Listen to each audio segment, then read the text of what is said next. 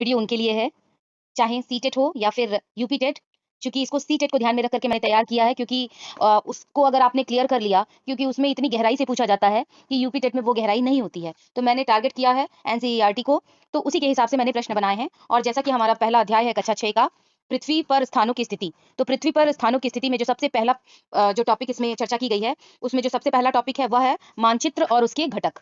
तो जो पहला प्रश्न मानचित्र से बनता है कि मानचित्र क्या है, तो उसी को ध्यान में रखते हुए ही ये प्रश्न मैंने तैयार किया है कि मानचित्र के संदर्भ में निम्नलिखित कथनों को पढ़िए और सही विकल्प का चयन करिए।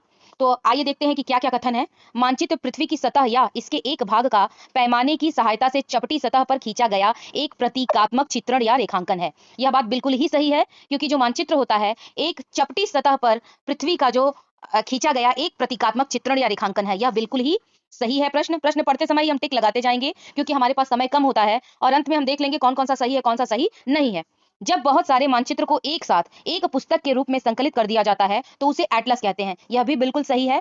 एटलस जो है एक ऐसी पुस्तिका है जिसमें बहुत सारे मानचित्रों का समूहन होता है। रेखा चित्र हमेशा एक निश्चित पैमाने को मानकर ही बनाया जाता है। अब यही हमारा जो है रेखा चित्र, ये कोई मैप नहीं है। स्केच जो होता है वो किसी निश्चित पैमाने को मान करके नहीं बनाया जाता है। रेखा चित्र जो होता है एक रफ ड्राफ्ट होता है, वो किसी स्केल पे बेस्ड नहीं होता है। जब हमारा मानचित्र हम बनाते हैं तो एक निश्चित दूरी के लिए हम पैमाना मानते हैं। जैसे कि मान लिया हमने कि 500 मीटर जो है 1 सेंटीमीटर बराबर 1 centi cm equal to 500 metre, या फिर 1 सेंटीमीटर बराबर 1 किलोमीटर।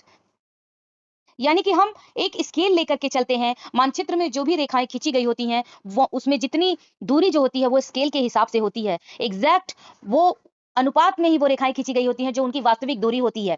जबकि आरेख में ऐसा नहीं होता है। आरेख जो होता है हमारा वो एक रफ ड्राफ्ट है। तो यहाँ देखें तो हमारा प्रश्न कथन 1 और कथन 2 सही है। उस हिसाब से हमारा उत्तर जो होगा वह आंसर नंबर हमारा 1 सही होगा।